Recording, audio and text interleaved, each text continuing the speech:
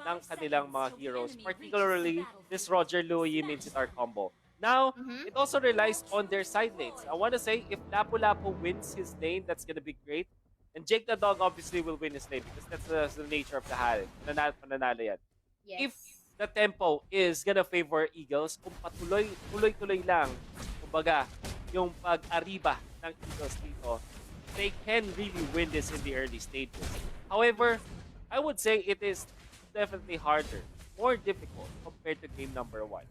Of course, and this is going to be the game number 2 of our lower bracket finals with Twin, Smart Omega, and LP Eagles having a similar composition here with in terms of laning during game number 1. But this time, I guess Smart Omega here is not going to be on the aggressive side.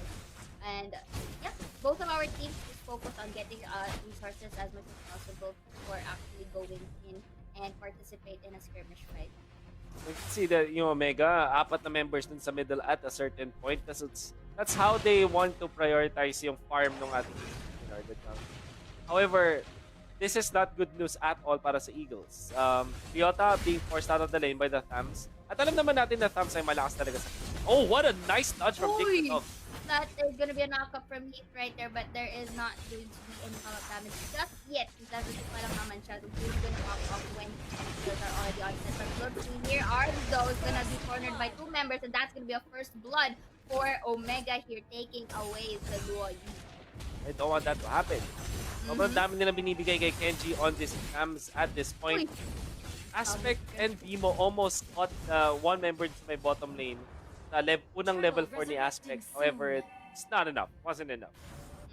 This time it is a different feat in comparison with game number 1. The Smart Omega is the one having at least a turtle advantage. As you can see, as the Thams are there making their way. Lapu-Lapu though, and Aspect is on the way, but the turtle will be secured by Isun. They don't necessarily have to engage in fights yet since objectives are one of the priorities talaga ng Omega bago sila may pagbakpak. That was actually a super solid move mula sa Smart Omega. Bakit? Kasi alam nila na kumalaw yung Eagles sa may bottom lane.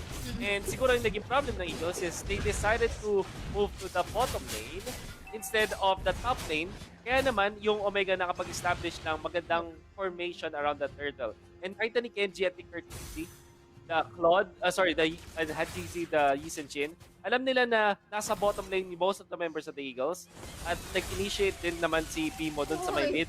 Kaya free pass a lot of gold in their favor. Now, since tinomit nila yung Contract Inferno as well as the Yisun Chin ultimate, sobrang bilis lang nila na-take yung turtle dun sa may top lane na that's also alleviated some pressure dun sa Claude. In fact, Curtizi farming well. Alam mo na maganda yung resulta sa isang Claude kapag 3 minutes ay level 5 na siya. Yes. Tapos nakakapag-clear na siya ng wave using the Blazing Duet is so comfortable ngayon and sobrang kabaliktaran yung nangyayari sa game number 2 ng Omega.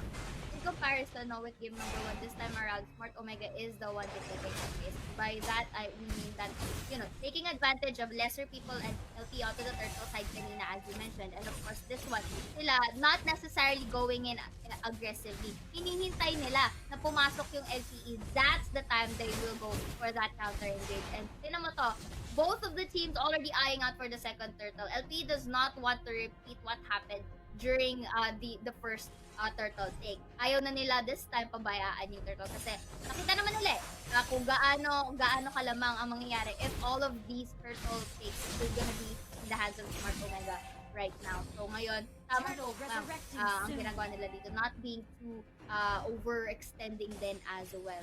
The turtle is spawned, Cho and the Claude is in the vicinity as well as Yisun Chin and the Veil, which probably will take advantage of this again in terms of numbers.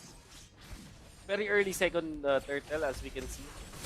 4 minutes 17 seconds at capitalize yata to ng Eagles but they actually fight this Oh, they will be. Look at this. The ult coming in from the Yisun is gonna be Wave the Dragon. Gagamitin dito kay Aspect. It's a nice priority target, but the Heart will be taking down the Cho here in return. So, but the turtle still secured for Yisun Shin. So, basically, that's a good trade, but in terms of objectives, Omega had the upper hand.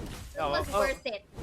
I think worth it para na death Mm. para kay Heath. It allowed GC to be farmed. I mean, obviously, you don't want to give free gold to your opponents, pero yung fact na yung turtle ay napunta sa Omega, particularly sa jungler ng Yes. Smart Omega, which is the Yi Jin, Mhm. 100% sure that Omega are happy with this trade, and Courtesy will be able to defend bottom lane. And I'm Okay. sure na Hihita naghanap ng angulo. BMO is going into that tower there, but Saman just to say, but look at the damage that was inflicted onto Ars. Veil, though, will be taking out the Luoyi, and they are gonna go aggressively this time. BMI gagamitin dito as Curtizi blow on health, but still manages to dash away. So BMO was knocked up. Let's see, Heat is on the chase. Hahabulin niya ba si BMO to actually no, just gonna go for the torch instead. Or Jake the dog could work as well. Alright, 4 members of SMO is already inside here. But Lapu-Lapu will be taking that tower onto the top side, but the trade onto bottom is just surreal here for Omega as they take a kill and a turret. Oh, sobrang ganda para sa Omega. In bottom lane, nung nakakuha nga sila ng magandang alley-oop coming out with the Way of the Dragon, comboed it up with the set up the Veil. Kasi yung skill ni Veil, it takes a lot of time bago siya mag-accumulate. Pero pag tumama siya, sobrang sakit. Nakita mo naman yung damage kay Arves. And then, meron siyang Magic Worship ngayon, which also allowed him to deal extra damage over time at natunaw din talaga si Louis. Now, they also were aggressive again with a nice positioning. Nakaharap naman ng bonus skill para dun sa Yi Jin. And all they had to do was to always force this King's Calling. Ito yung #1 weakness ng Minsitar. Kapag hindi mo nagamit yung ultimate para makakuha ng kill or at least na-force out siya ng kalaban mo, this is useless. Sobrang anchor ng Minsitar kapag hindi tama yung pagkaagamit mo. And I would say that Timo might not be as experienced with this hero. Kasi nga naman, hindi natin madalas na nakikita. Uy! Look at that, the follow the Ikibang away to travel on to Ryota. Was able to escape Oh, the hands wow. of having that kill taken so off the board that you get the turtle here. So the Wow. that Roger, that's a double kill for the Haret here, abusing the position of the Smart Omega here and the low health as well. And the trade is gonna happen though, as Houston and Veil will be taking a true casualty them for the side of Eagle. So this is good. May certain amount of trade that Jake the Dog has, but the fact that Smart Omega still has the control over the map is still viable for them. Napakagandang ginawa sana ng Eagles. Particularly Jake the Dog dancing over Smart Omega. Unchecked. Napakaganda ng timing niya at napakayaman na rin niya ngayon. Well, technically speaking, hindi siya ganun kayaman but meron nga kasi siyang mystery shop. As you can see now, as Jake the Dog managed to hold his ground. Alam niya kasing wala makapigil sa kanya once the Way of the Dragon is already out. Since ginamit na ng Smart Omega yon ng mas maaga, alam niya na free dancing na nga siya. However, natalo pa rin sila sa clash na yon just because of the trade-off that SMO did. I mean, maganda yung ginawa ni Jake the Dog but it wasn't enough. But they kind of need more. If Eagles still want to force the game #3, they have to do something like that once again. Yung magkaroon ng positive trade. Kaya nga lang, Smart Omega, hindi ito yung klase ng team na kapag ginawa mo sa kanila yung first time ay magagawa mo ulit. Hindi na magagawa ulit. Kasi sila naman ang gagawa ng sayo. Which is what we see right now. Since Smart Omega is the one being aggressive for this time around. And naman, they're really taking their time pulling off Kenji here and just go in and taking down Jake. So again, this is going to be a good push now for Omega since the numbers are in their favor. Magta-tower hug si Aztec and Ryota here but mahuli lang sila dito. That could be another casualty for them. So this is a nice call for Omega to just disengage and you know what, let's just wait since the Lord is going to be spawned right here and that is one of the priority right now. That particular move na ginawa ng Omega, yun talaga yung makikita natin na gap when it comes to experience. Jake the Dog is a marvelous player. Siya siyang napakalupit na player and he knows his limits. Pero sobrang minama siya ng Smart Omega. Nakita mo yung ginawa ni Kenji. Talagang nag-stay siya dun. Binate niya si Jake the Dog to the point na mukhang mamamatay na siya. Nasaktong-sakto, nung malapit na nga siya mamatay at meron ng chance na may go signal na yung Smart Omega pagkatapos ng Zaman Force, that is when they struck Jake the Dog at sobrang pinunish nila. They also know na walang purify si Jake the Dog kaya naman namama nila doon. That was really the gap of experience.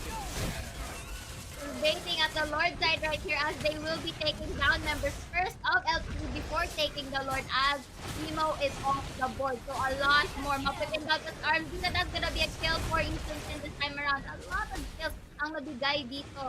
Nabigyan din ng malaking space he had GZ. And of course, this is a free Lord now for Omega. This is a good call. Kasi kung kanina, he had the opportunity to take the Lord. But you know what they said?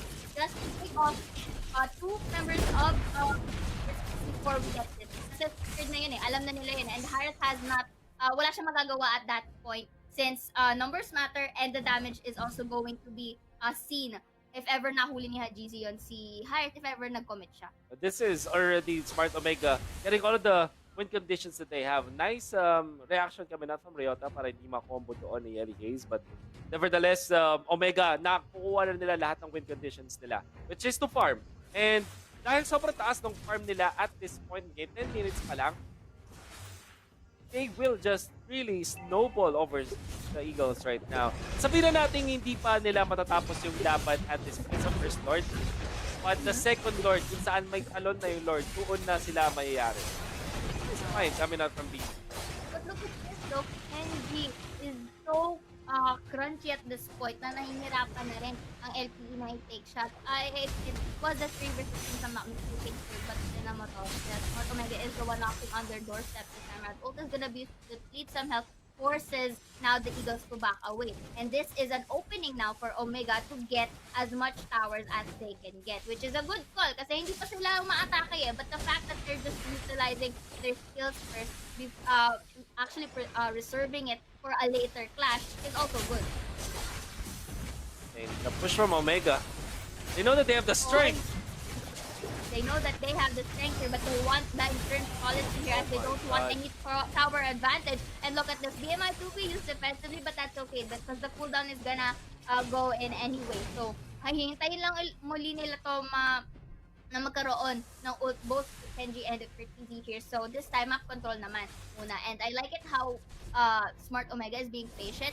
Hindi nila minamadali. They know that the winning conditions for them are met. And they know that the control is in their hands. So, they just basically have to wait for a good opening for them to really finish this off. I think Omega are just baiting Eagles at this point. Inaayaan nilang gamitin yung mga King's Calling, all of those important cooldowns from the Eagles and they take it out. And as we are seeing right now, laki ng gap when it comes to the course. 8.7k dun sa Claude, 9.6k dun sa ating Yisen Shin. If you're looking at the course of the Eagles, Rogers at 7k, naka-item pa lang, practically speaking, with Talker pa lang yan. At kay Jake the Dog, it's 6.3k. And meron siya tatlong items though because of the fact meron siyang mystery shop. However, Smart Omega, absolutely, they have the better artillery. In fact, lamang sila ng 12,000 over Eagles at this point. And all they have to do is, honestly, just wait. Pwede silang sumubsob dito sa may mid lane, but knowing Omega, they will just wait for the second Lord. If not, able to punish Eagles. The amount of damage that Yelly Hayes just inflicted upon Jake the Dog really forced him to go back. At yun na, that also secured them another tower take here for the side of Omega. Butas na ang base ng ating Eagles dito. And the only resources that they can get here are the incoming minions because of basically sila naman ngayon ang naiipit sa kanilang pwesto. And probably they're just gonna wait for this Lord. Secure it and go for that split push kasi the more they would want to really abuse that fact here. And yun nga, gaya na sabi mo, hinihintay lang talaga nila na ma-bait out ang mga members ng Eagles dito in using their skills. Kasi the ones that they are able to at sila hindi pa sila nakakagamit ng skills ng kanila, that is just an easy entry for them. Next na gagawin ng Omega, just to shove the waves. And this is what Eagles did actually in the first game. Oh, this is massive. Where are they going? Wala nga lang sila nahuli, sayang. The diversion play that they are trying to do right now really failed, but it's in the step of the right direction for sure. Kung sila doon, that would be amazing. But Smart Omega, them being a team na marunong din mag-GUI, alam nila yung mga pwedeng gawin dito na LPE, BMO, and Aspect. This is bad! Oh no, Vivo was knocked off by there, and of course, looking at this, though, was able to survive with a low brink of health. So now they were able to secure the Lord, and they're just gonna wait for it. Actually, mukhang hindi na nga nila hintayin dito at this point. They're taking down the turret, the tower below, and then just go in for any potential mistakes that Eagles can happen. And yeah, you did mention that that diversion could have worked well if may nahuli sila. But look at this, knock up once more. Again, by the Cho, just backs away, waiting for the Lord. They are waiting for the Lord here to secure this base. Are forced to use the flicker. This is bad Eagles. Ang dami nila na-burn na kanilang mga ultimates. Oh, we have the dragon here, and that's gonna be a kill for the usage kit. Waiting for Easy though, will be having that turret damage, and hiwalay sila dito, but the Claws is gonna get a double kill here, and it looks like this is gonna be